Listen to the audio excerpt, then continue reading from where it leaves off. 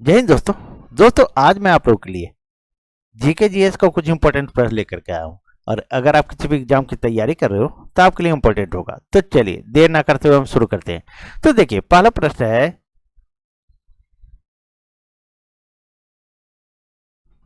Olympic खेल में खेल कितने वर्ष के अंतराल पर आयोजित किए जाते हैं? तो दोस्तों आप लोग भी आंसर करने का कोशिश कीजिएगा, इससे पता चलेगा कि आपकी तैयारी कितनी अच्छी है। तो इसका सही आंसर हो जाएगा 4 वर्ष। तो ओलंपिक खेल कितने वर्ष के अंतराल पर आयोजित किए जाते हैं? तो इसका सही आंसर क्या हो गया? तो बी नंबर हो गया, यानी 4 वर्ष दोस्तों। चलिए नेक्स्ट प्रश्न को देखते हैं। नेक्स्ट प्रश्न है, विश्व मजदूर दिवस किस माह में मनाया जाता है? तो मजदूर दिवस किस माह में मनाया जाता है? आप लोग भी आंसर जरूर करें दोस्तों। तो ये मई माह में मनाया जाता है और 1 मई को मनाया जाता है। कब मनाया जाता है? 1 मई को, और मई माह में मनाया जाता है। ये तो क्लियर हो चुका है, ठीक है, 1 मई में जब मनाया जाता है। तो तीसरा प्रश्न है, किस महापुरुष की जयंती राष्ट्रीय युवा दिवस के रूप में मनाया जाता है? देखिए आपके पास 4 ऑप्शन है, महात्मा गांधी, सरदार भगत सिंह, चंद्रशेखर आजाद, स्वामी विवेकानंद। तो आप लोग आंसर कर लिए होंगे, तो सही आंसर यह है इसका डी नंबर, स्वामी विवेकानंद दोस्तों। चलिए आगे बढ़ते हैं और नेक्स्ट प्रश्न को देखते हैं। अगला चौथा नंबर प्रश्न देखिए दोस्तों, बोल रहा है, हितोपदेश नामक पुस्तक के लेखक कौन है? तो इसका सही आंसर क्या होगा? तो सही आंसर हो जाएगा नारायण पंडित। क्या होगा दोस्तों? तो नारायण पंडित। तो सही आंसर क्या हो गया दोस्तों? C number. चलिए आगे बढ़ते हैं और नेक्स्ट प्रश्न को देखते हैं। अब देखिए 5वां नंबर प्रश्न दोस्तों। 5वां नंबर प्रश्न कर रहा है, महात्मा गांधी ने अपनी आत्मकथा मूलतः किस भाषा में लिखी थी? तो इसका सही आंसर हो जाएगा गुजराती में। महात्मा गांधी गुजरात के रहने वाले थे, तो वो गुजराती भाषा में लिखे थे। किस भाषा में दोस्तों? तो ये गुजराती भाषा में। ये उनका जो आत्मकथा था वो सत्य का प्रयोग था। क्या था? सत्य का प्रयोग। जो बुक लिखे थे अपनी आत्मकथा, उसका नाम क्या था? सत्य का प्रयोग। दोस्तों आज हम लोग जो है डिटेल नहीं पढ़ेंगे दोस्तों। अगर आप लोग अच्छे से कर लेते सारे प्रश्न तो बहुत ही आपके लिए यूजफुल होगा। देखिए 6वां प्रश्न है, ज्ञानपीठ पुरस्कार किससे संबंधित है? तो ज्ञानपीठ पुरस्कार जो है वो साहित्य से संबंधित है। किससे संबंधित है? तो साहित्य से संबंधित दोस्तों। अगला प्रश्न है, देखिए 7वां नंबर प्रश्न, निम्नलिखित में से किस विदेशी नागरिक को भारत रत्न सम्मान प्रदान किया गया था? भारत रत्न सम्मान प्रदान किया गया था। तो इसका सही आंसर क्या होगा दोस्तों? तो सही आंसर ए नंबर होगा, नेल्सन मंडेला। 8वां नंबर प्रश्न देखिए, शांति निकेतन किस महान पुरुष से संबंधित है? शांति निकेतन किस महान पुरुष से संबंधित है? तो इसका सही आंसर हो जाएगा रविन्द्रनाथ टैगोर। गीतांजलि इन्होंने ही लिखा था 1913 ईस्वी में। चलिए अब देखिए 9वां नंबर प्रश्न दोस्तों। 9वां नंबर प्रश्न है, अमेरिका में दास प्रथा का उन्मूलन का श्रेय निम्नलिखित में से किसे है? अमेरिका में दास प्रथा का उन्मूलन का श्रेय निम्नलिखित में से किसे है? तो इसका सही आंसर हो जाएगा अब्राहम लिंकन। कौन? अब्राहम लिंकन दोस्तों। चलिए आगे बढ़ते हैं और नेक्स्ट प्रश्न को देखते हैं। नेक्स्ट प्रश्न है, भारत के किस महिला को नाइटिंगेल ऑफ इंडिया कहा जाता है? इंपॉर्टेंट प्रश्न दोस्तों, जो भी लाया हूं मैं सारे के सारे इंपॉर्टेंट है। तो नाइटिंगेल ऑफ इंडिया किसे कहा जाता है? तो सरोजिनी नायडू को कहा जाता है दोस्तों। और पीडीएफ डाउनलोड करना चाहते हैं तो टेलीग्राम ज्वाइन कर ले दोस्तों। अब देखिए 11 नंबर प्रश्न है, भारत के किस राज्य को मसालों का बगीचा कहा जाता है? आप लोग सभी को जानते होंगे, ये केरल को कहा जाता है। और कथकली भी कहाँ का लोक नृत्य है? तो केरल का ही दोस्तों। कथकली जो है, कथकली ये जो है सो केरल का ही है। चलिए अब देखिए 12 नंबर पर दोस्तों, किस देश का राष्ट्रीय प्रतीक गुलाब फूल है? किस देश का राष्ट्रीय प्रतीक गुलाब फूल है? तो इसका सही आंसर हो जाएगा ईरान। अब देखिए 13 नंबर प्रश्न। 13 नंबर प्रश्न है, निम्नलिखित में किस देश को का राष्ट्रीय पशु आइविस है? किस देश का राष्ट्रीय पशु आइविस है?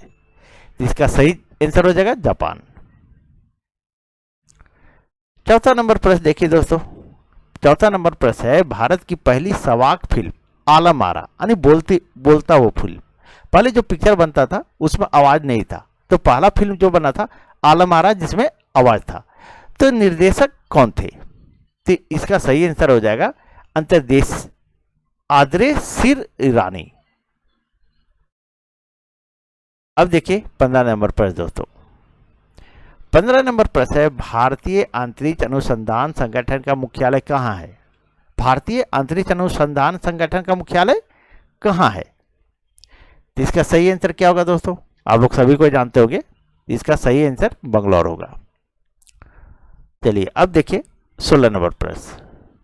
16 नंबर प्रश्न है, भारत का प्रथम परमाणु ऊर्जा रिएक्टर कौन सा है? भारत का प्रथम परमाणु ऊर्जा रिएक्टर कौन सा है? तो इसका सही आंसर होगा अप्सरा। चलिए आगे बढ़ते हैं और देखते हैं 17 नंबर प्रश्न। 17 नंबर प्रश्न है, विश्व की सबसे ऊंचाई पर स्थित दूरबीन वेधशाला कहाँ है? विश्व की सबसे ऊंचाई पर स्थित दूरबीन वेधशाला कहाँ है? तो इसका सही आंसर हो जाएगा भारत में है। 18 नंबर प्रश्न दोस्तों। भारत में रेलवे का सबसे लंबा प्लेटफॉर्म निम्नलिखित में कौन है? कौन है दोस्तों? तो ये गोरखपुर है। पहले खड़गपुर था और वर्तमान में कौन है? गोरखपुर है। अब देखिए 19 नंबर प्रश्न। भारत में क्षेत्रफल की दृष्टि से सबसे छोटा केंद्र शासित प्रदेश, जिसका सही आंसर क्या होगा? तो लक्षद्वीप होगा दोस्तों। चलिए अगला प्रश्न देखते हैं। अगला प्रश्न दोस्तों, स्वतंत्र भारत के प्रथम राष्ट्रपति कौन है? ये तो बच्चा बच्चा जानता है, डॉक्टर राजेंद्र प्रसाद दोस्तों। चलिए अब देखिए 21वां नंबर प्रश्न। 21वां नंबर प्रश्न है, इसरो का पूर्ण रूप क्या है? तो इसका सही आंसर हो जाएगा D number, Indian space research organisation. चलिए अगला प्रश्न देखिए दोस्तों। आनंद मठ लेखक निम्नलिखित में से कौन है? आनंद मठ के लेखक निम्नलिखित में से कौन है? तो सही आंसर क्या होगा? बंकिम चंद्र चटर्जी। अब देखिए 23वां नंबर प्रश्न।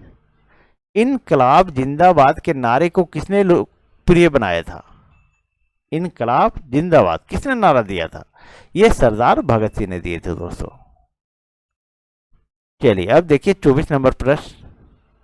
दक्षेश अनिसार का मुख्यालय कहाँ स्थित है? तो इसका सही आंसर हो जाएगा काठमांडू में। कहाँ होगा? तो काठमांडू में होगा दोस्तों। अब देखिए 25 नंबर प्रश्न। निम्नलिखित में से विरोध का प्रतीक है, विरोध का प्रतीक क्या है? तो आप लोग सभी को जानते होंगे, ये काला झंडा है। अब देखिए 26 नंबर प्रश्न दोस्तों। किसने कहा था स्वराज मेरा जन्मसिद्ध अधिकार है और मैं इसे लेकर के रहूंगा? ये बाल गंगाधर तिलक ने कहा था। ये आप लोग सभी को जानते होंगे। देखिए आप लोग से कितना क्वेश्चन सही होता है दोस्तों, वो भी आप लोग कमेंट कर दीजिएगा। सर मैं 50 में 40 क्वेश्चन मेरा सही हुआ, 45 क्वेश्चन 50 क्वेश्चन सही हो गया। चलिए मुझे भी जान के खुशी होगी कि कम से कम आप लोग को इतनी जानकारी है। चलिए देखिए अब नेक्स्ट प्रश्न है। निम्नलिखित में से कौन राष्ट्रपिता के नाम से मशहूर है? तो ये महात्मा गांधी है, बच्चा बच्चा जानता है। अगला प्रश्न है, निम्नलिखित में किसे फ्रंटियर गांधी के नाम से जाना जाता है? तो ये खान अब्दुल गफ्फार खान को कहा जाता है। चलिए आगे देखते हैं। 29 नंबर प्रश्न है, स्वतंत्रता की मूर्ति स्टैच्यू ऑफ लिबर्टी किस देश का राष्ट्रीय स्मारक है? इसका सही आंसर हो जाएगा क्या? संयुक्त राष्ट्र अमेरिका। अब देखिए 30 नंबर प्रश्न दोस्तों। कंगारू किस देश का राष्ट्रीय पशु है? ये ऑस्ट्रेलिया का है। कहाँ का है? तो ऑस्ट्रेलिया का है दोस्तों।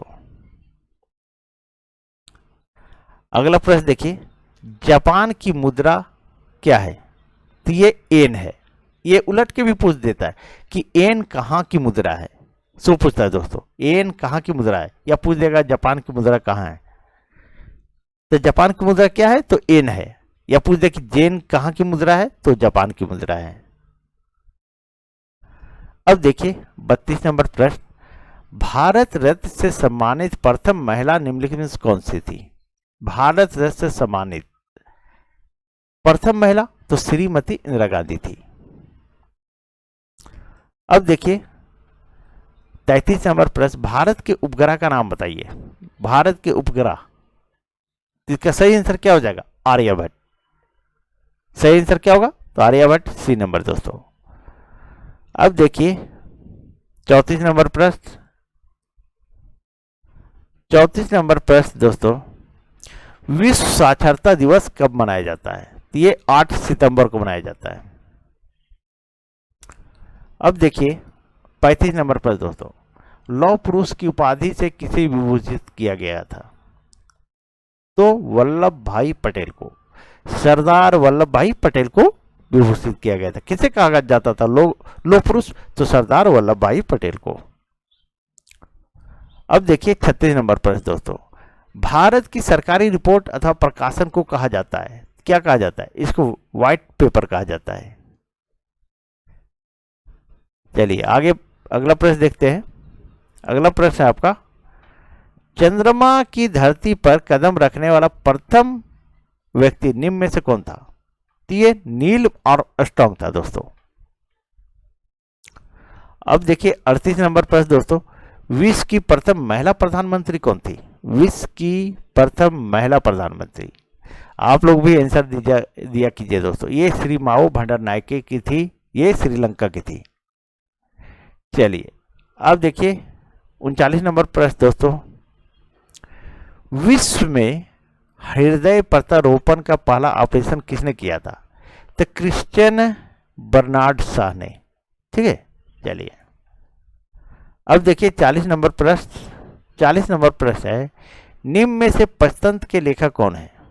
पंचतंत्र एक पुस्तक था, इसके लेखक कौन है? तो विष्णु शर्मा है। कौन है? विष्णु शर्मा है दोस्तों। 41 नंबर पर देखिए, विश्व श्रमिक दिवस कब मनाया जाता है? देखिए यहां आ गया वही क्वेश्चन है जो 2 या 3 नंबर में था। तो 1 मई को दोस्तों, आज भी 1 मई है, यानी आज मजदूर दिवस है दोस्तों। और आज देखिए ये 42वां नंबर प्रश्न, हॉकी का जादूगर निम्नलिखित में से किसे कहा जाता है? तो मेजर ध्यानचंद को हॉकी का जादूगर कहा जाता है। पीटी उषा को उड़न परी कहा जाता था। क्या कहा जाता था? उड़न परी। अब है 43 नंबर प्रश्न दोस्तों, महात्मा गांधी की समाधि स्थल को कहा जाता है, क्या कहा जाता है? तो राजघाट कहा जाता है। क्या कहा जाता है दोस्तों? तो राजघाट कहा जाता है। अगला प्रश्न है, डाइट किस देश की संसद का नाम है? डाइट किस देश का है? तो ये जापान का है। अब देखिए 45 नंबर प्रश्न दोस्तों, 45 नंबर प्रश्न है, अंतरिक्ष की यात्रा करने वाली प्रथम महिला कौन है? अंतरिक्ष की यात्रा करने वाली प्रथम महिला कौन है? तो टीना तेरेस्कोवा है। चलिए अगला प्रश्न देखिए, और आप लोग कमेंट कीजिएगा दोस्तों कि मेरा इतना प्रश्न सही हो गया था सर, ताकि मुझे भी जानकारी हो कि आप लोग को कितनी जानकारी है दोस्तों। चलिए 46 नंबर प्रश्न देखिए, विक्रम साराभाई अंतरिक्ष केंद्र कहाँ स्थित है? तो ये त्रिवेंद्रम में है। अगला प्रश्न देखिए, central bureau of investigation CBI किस देश का गुप्तचर संस्था है? तो आप लोग सभी को जानते हैं, ये भारत का है। अगला देखिए, अगला प्रश्न दोस्तों, सत्यार्थ प्रकाश नामक पुस्तक के लेखक कौन है? इसका सही आंसर हो जाएगा दयानंद सरस्वती। अब देखिए 49 नंबर, भारत में प्रथम मुक्त विश्वविद्यालय कहाँ खोला गया था? तो ये हैदराबाद में खोला गया था दोस्तों। चलिए अब देखिए 50वां नंबर प्रश्न, राष्ट्रीय फिल्म एवं विकास निगम की स्थापना किस वर्ष हुई? इसका सही आंसर हो जाएगा 1980 में। दोस्तों आज यहीं तक, ठीक है। मैथ का जो क्लास चल रहा है वो अपने टाइम पर ही आएगा, सुबह में, मॉर्निंग में, ठीक है।